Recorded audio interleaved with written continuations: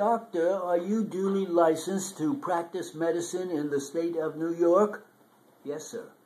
What school and year did you graduate? I graduated from the Long Island College Medical School in 1916. Are you authorized to handle workers' compensation cases? Yes, sir. Doctor, what are your code letters and number? SFM 1-3, number 146204. At the request of the Bethlehem Steel Company, did you examine the claimant, Louis Tuck? I did. Did you receive any history from the man? I did.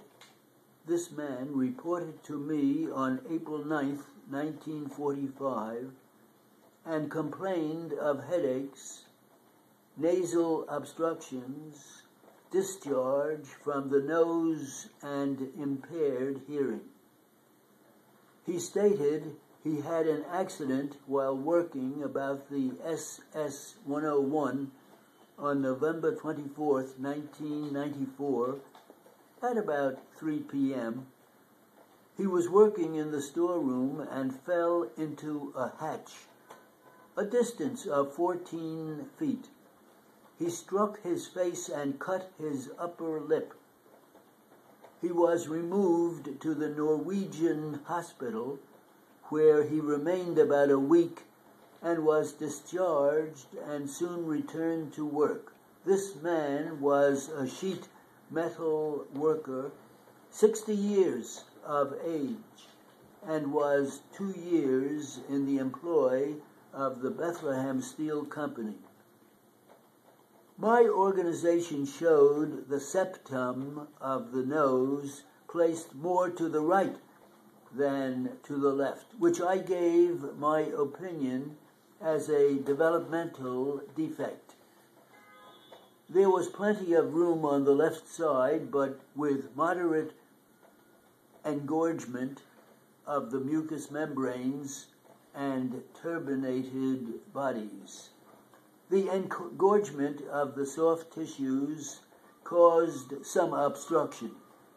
The color of the tissue was heightened, as if following an acute infection of the upper respiratory tract, with discharge from the sinuses and mucous membranes of the nasal cavities. There was no definite sinus tenderness. The pharynx showed likewise marked engorgement of the tissues as following an acute infection. The right membrane, or membrana tympana, is intact, normal in position, color, and landmarks. The last membrane is definitely thickened from a previous otitis media suppurative with mastoiditis, for which he was operated on about 20 years previously at the Long Island College Hospital. The bearing or hearing tests showed the watch was heard 2 inches on the right, 2/40, and 5/40 on the left. The 40 is the common denominator usually used on a watch. The Weber test was not lateralized. The Rhin test was positive on the right and negative on the left. The Schwabach test was shortened on both sides. The lower tone limit on both sides was raised, and the upper tone limit was depressed on both sides. There was no change in bearing after inflation of middle ears. The audiometric examination showed a loss of 45.6% on the right side and 48.1% on the left side, with a combined calculated loss 45.9%.